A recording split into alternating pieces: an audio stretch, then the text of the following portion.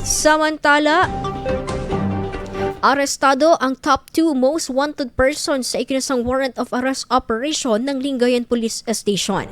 Kinilala ang suspek na isang 28 anyos, residente ng Barangay Libsong East, Lingayen, Pangasinan.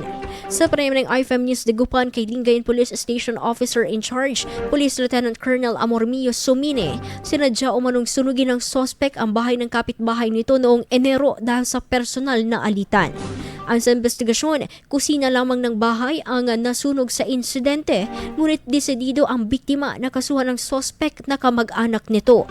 Bagaman hindi pa umaamin ang akusado sa krimen, tumutugma ang nakalap na impormasyon ng tanggapan sa mga saksi.